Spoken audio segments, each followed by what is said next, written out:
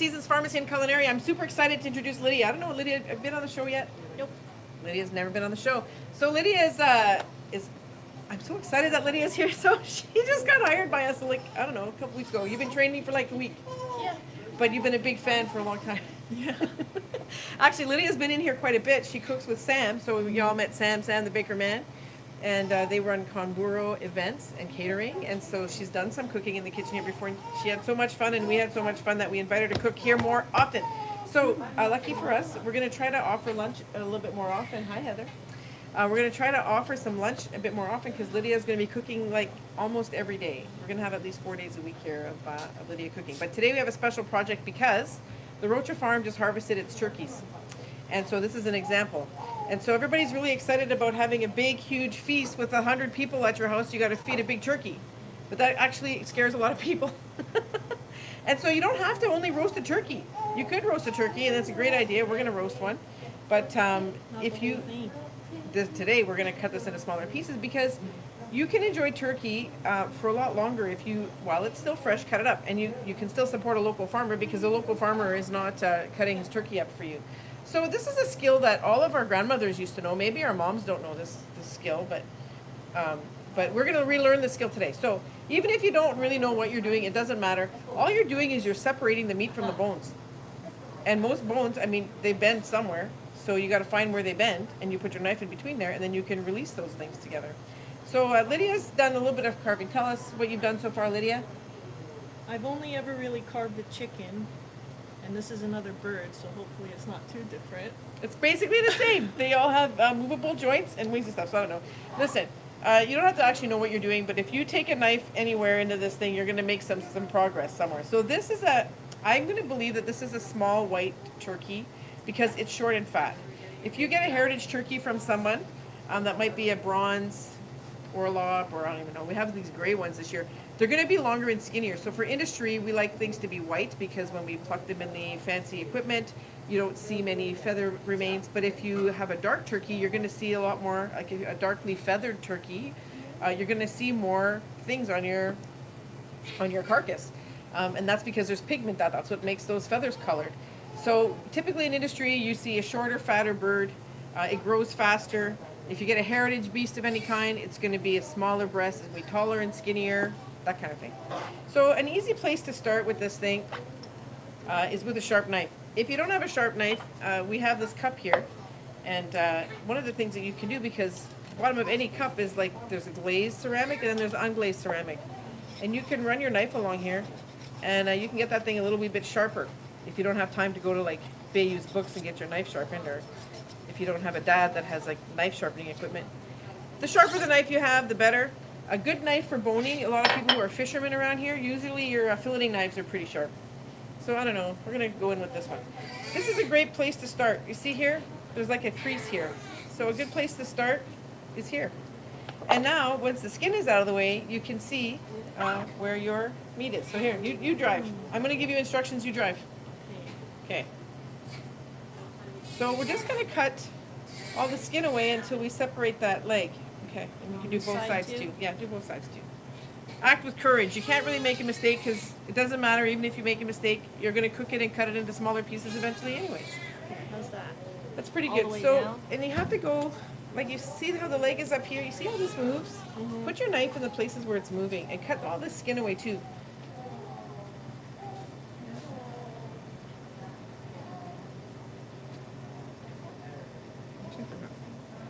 Okay. And then cut over here too, up in here. And you can see muscle groups. So you see the bone is connected in here somewhere, right? Mm-hmm. So try to get all this meat to go down. I'm putting my finger where your knife is going. You can also separate between muscle seams with your fingertip a little bit. That sometimes helps. And I'm just going to cut straight down here. You see how as I'm pulling the leg, your muscle group is sort of following along. Okay, and then now look at this. I just kind of bent that a little bit, and you see how that leg just came right off. And you didn't have to cut anything bones with your knife. You don't cut bones with a knife. You cut in between bones with your knife in the joint cavity. So see, now just you see that separate it? ligament right there? Just cut that ligament, and then cut a little bit away. I did it. Look at that. Look how Whole fast leg. that was. So I would freeze this like this. Okay, when you're freezing things, keep it in the biggest possible piece because then you don't get crystals forming on a bunch of ice.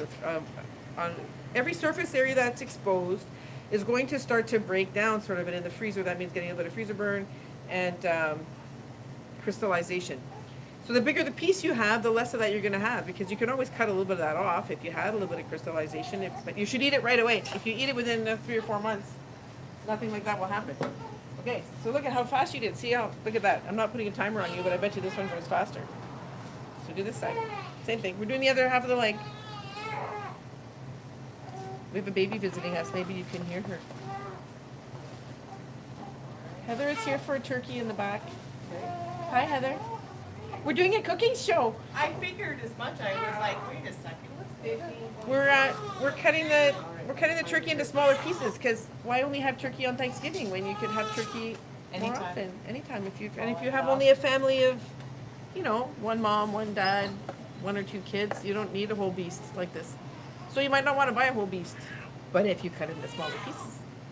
This is great. We're doing our cooking show on this day. This is Lydia. Is that Matilda? No, that's Erin, and the baby's name is Matilda.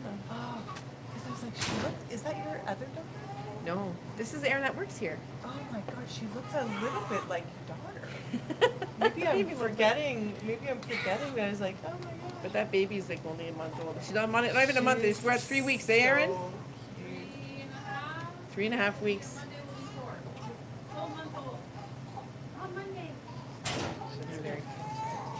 Yeah, she just started visiting the pharmacy this week with the baby.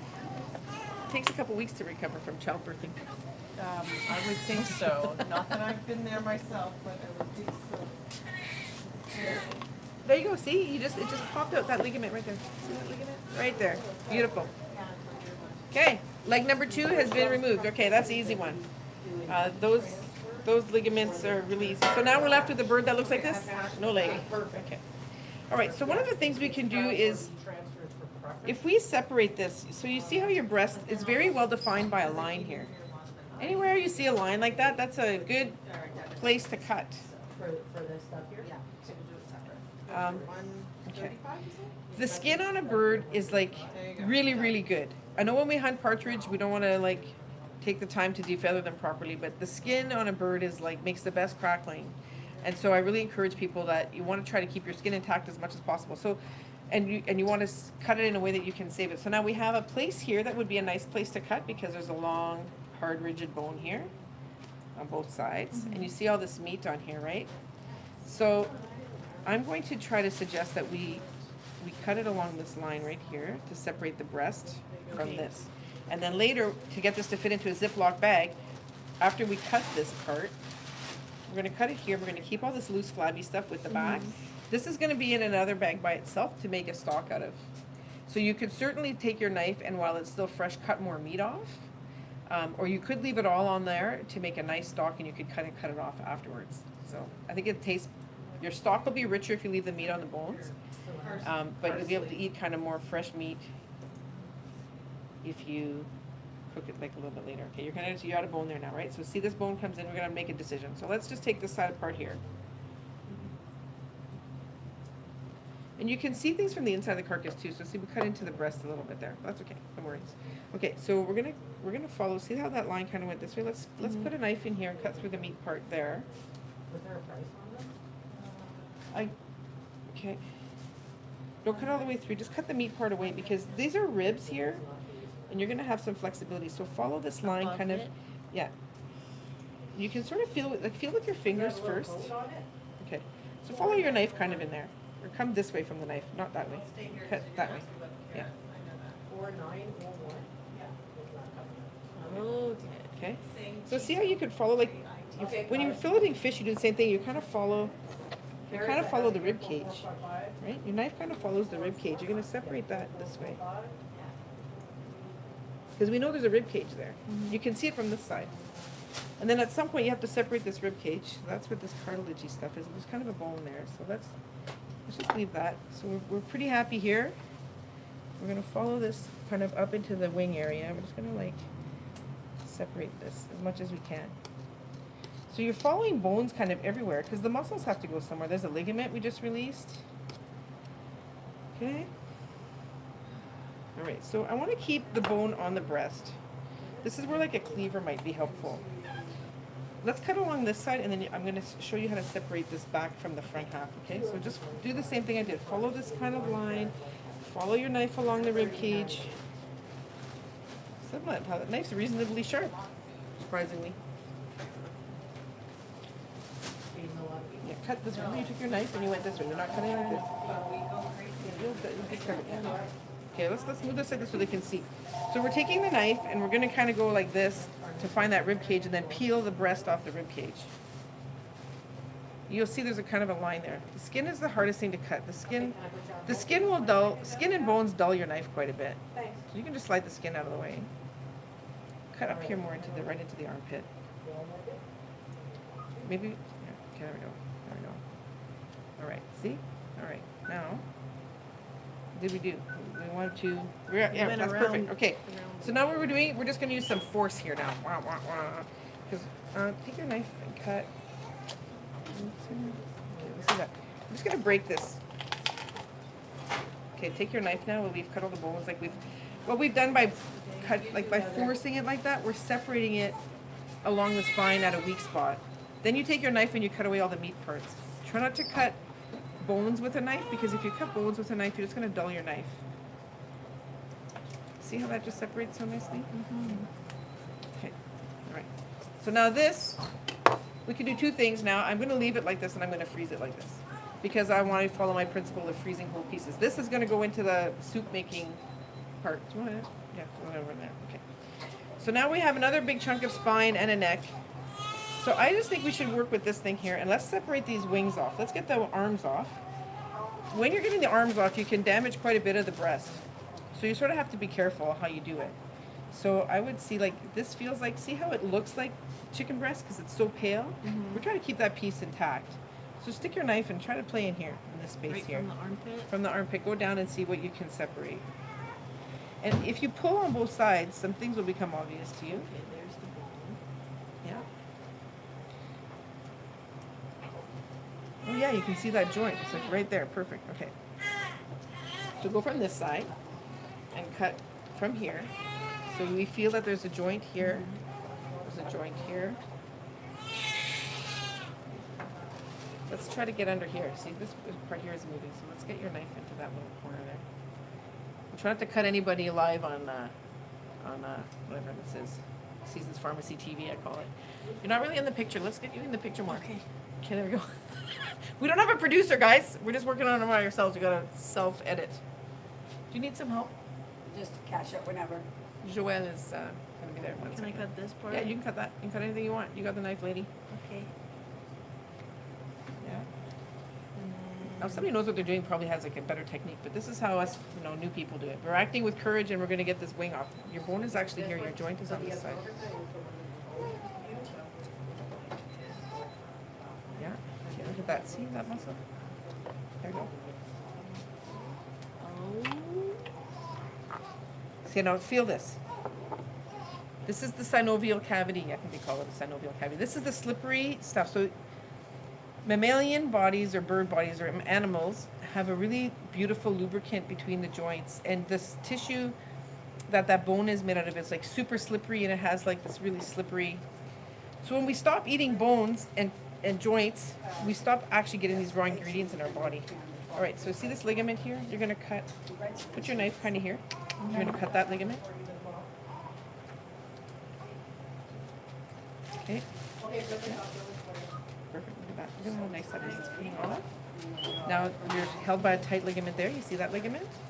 You guys can't see the ligaments, but here, let's do this. There's a ligament there. The more you move the wing, the more the joint is going to make itself available to you. Then you'll see like a white string. That's called a ligament. That's holding that joint together. If you cut that, it'll come apart. Here we go. There we go. There we go. There's another one. There's another ligament. But you should feel that. So if somebody says you have arthritis in your joint, it's because this isn't smooth anymore. And how many raw ingredients have you been having in your life to help your body make this kind of fluid and have this smooth joint cavity? Okay. It's a very simplified example, but it's still interesting to feel this. Hey, what do you think about that? It's like the Slimy. slipperiest thing you ever felt, probably, right? Well, maybe not ever, but it's pretty slippery. Okay. Watch your hand, I don't wanna see You're not. Okay. So let's try to find the muscle group here. There's another ligament. Yeah, so let's cut that ligament.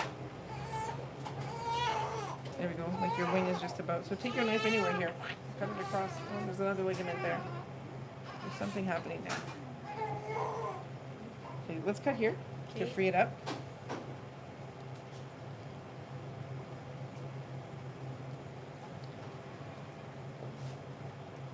Oh, that This is tissue. a tricky one.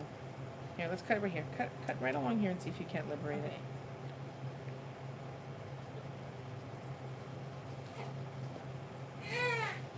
Dun dun dun dun dun dun dun dun dun.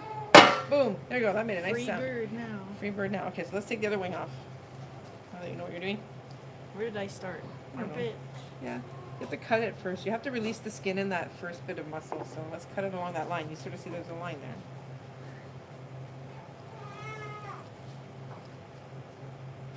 There's the bone. There's the bone. So how did we go? Remember? This is what it looks like on this side. So it can guide you a little bit.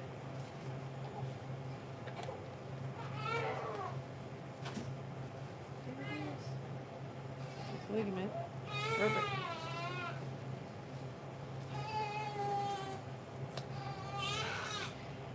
It does help to have a buddy because when you're doing this by yourself, it's hard to run the knife and pull on both sides. So the first time you do this, you know, if you have a buddy, kids are good to put in the kitchen as long as they don't put their fingers where you're trying to use your knife.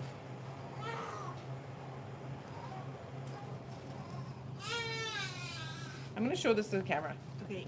Okay, you grab that side. So you see that just by cutting away, you're exposing a joint. And then you'll see those white ropes. Those are ligaments. You just cut those off and then the thing comes apart. Amazing. Where'd you go?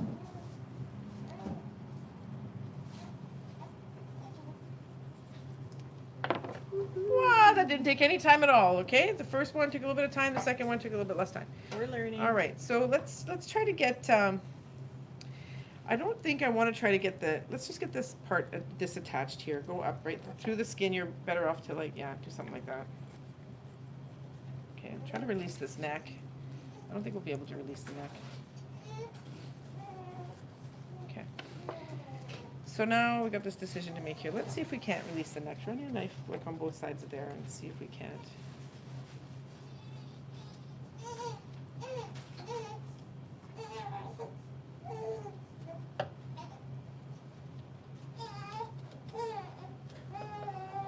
The other side. Okay, too so let's now. do this side. So you've seen people with, like, meat cleavers hacking bones and stuff. I don't like to do that. Number one, I'm worried I'm going to cut myself instead of the bird. So I tend not to use a cleaver for much. A lot of times you can just, like, kind of rip. You can hear it doesn't sound very nice, but you can with some amount of force, and then it'll just give at the joints, right? It'll just give away at the joints. So here, let's cut this off.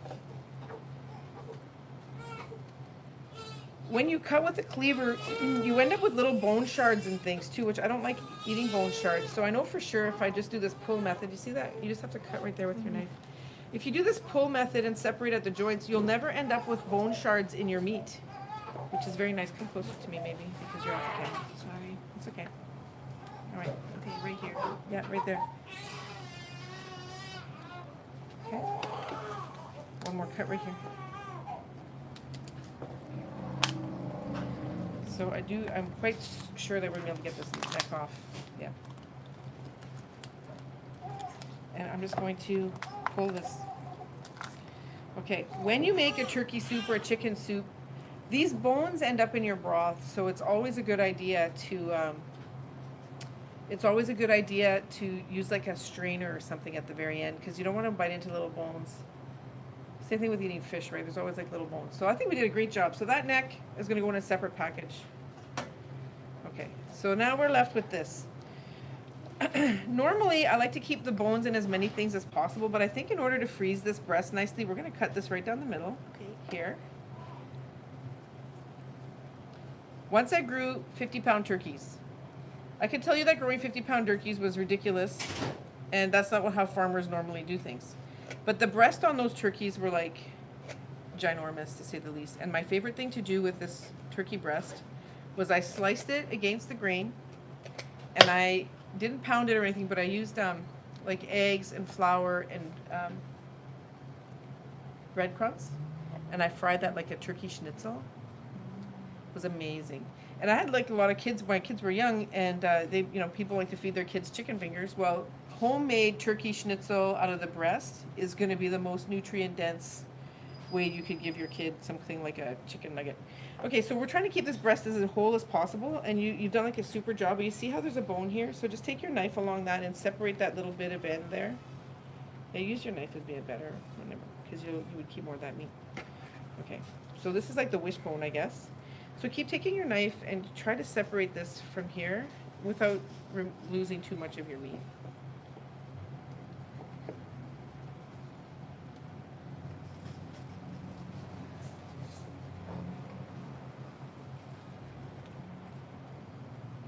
Perfect. Look at that. And then there's like a little wee bit of stuff to cut here. You just follow your fingers, and then you don't cut yourself as you're doing it, but follow your fingers. Figure out where the bone is and slide your knife alongside of it.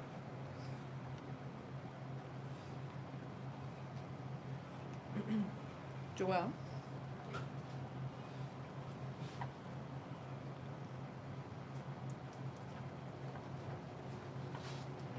Can you start putting these in the...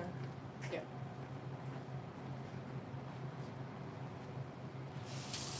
So voila, look it. This is perfect. So now even if you're a family of 4 or 6 or something, like you could make this one, you take one package out or you can take 2 packages out. It depends on whether you want leftovers or not. So there we go, there's whole breast.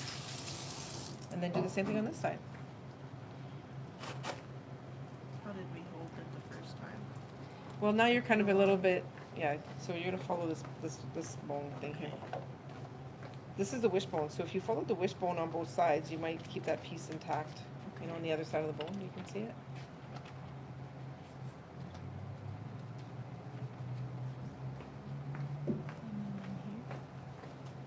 I would start at this end. I would put my, well, your wishbone starts kind of here. Your knife is not very pointy. You kind of have a shitty knife here, but okay. All right, keep going. I got it. I'll start it up for you. Thank you.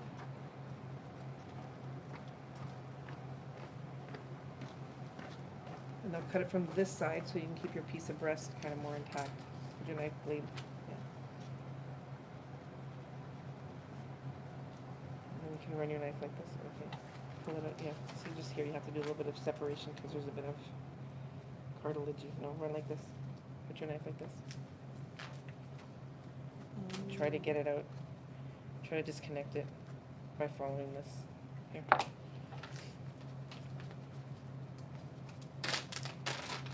A filleting knife is really good for this. These are not technically boning knives. I don't have like the perfect boning knife here at the pharmacy, but a filleting knife is really good because it's flexible and really sharp usually, and easy to make sharp again. So it's a perfect application if you don't have a what they call an official boning knife. I don't know, just cut it. Just cut it off. It can become part of the soup pot, or it can become part of that breast, yeah, whatever. There you go.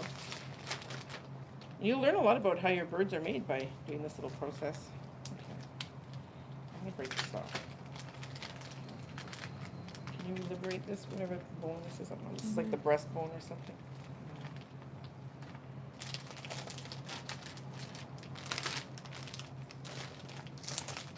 There we go. Just cut that last ligament right there. Okay, perfect. All right. So now You're gonna follow this rib, remember we're following the rib cage down to separate, so just start from here.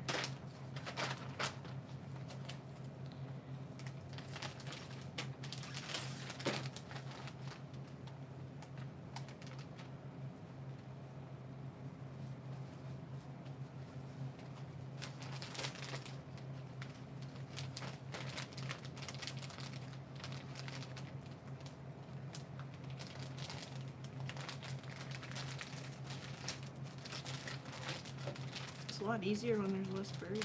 It is. I think it's easier, like, you could start anywhere, but I thought it was easier to get the legs off.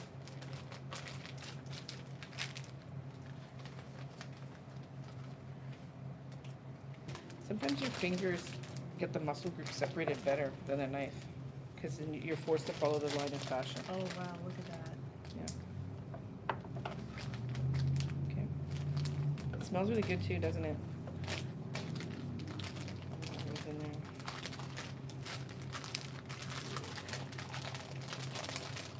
But then we've had an injury-free workplace too, isn't that nice? Where's wood? The peduncle will do. Okay, look at that. Injury-free, because you didn't give me a knife. Yeah, exactly. Okay, so I'm just gonna break this off.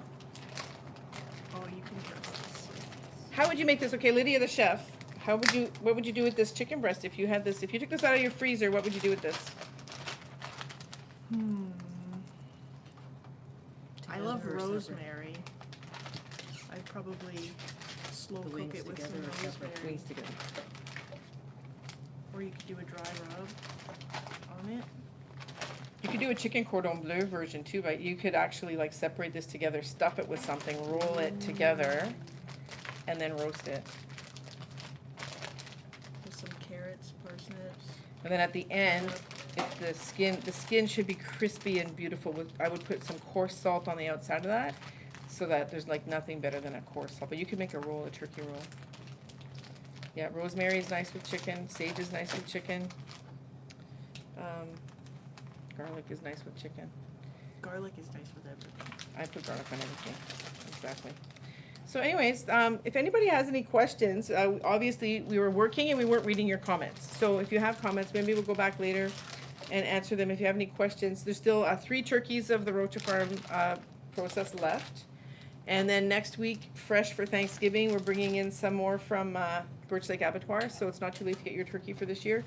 We are not gonna have, from Amos, this is the only batch of turkeys he's doing, so if you want a Christmas turkey, you might wanna get one of these and freeze it. And, cause there won't be another batch from him, we might be able to source some fresh turkeys from another supplier closer to Christmas. But that's our supply for turkeys this year, Rocha Farm, 3 or 4 left. Next week, we've ordered about 20, so we still have quite a few left for next week delivery date. And this is one idea that you could do with your turkey, and if you have any questions, we're always happy to help. Thanks, Lydia, you did such a good job, so brave for the first time you do a turkey, and you did it live. New skills. Live, you gotta be fearless to be around here. So anyways, we're fearless here. That's the way girls rock these days. Joe, can you hit finish on our camera? Thanks for watching, everybody. I need to go wash my hands. Me too. I don't know where the end sign is on there. The X button, maybe? There we go. Yes, Yep.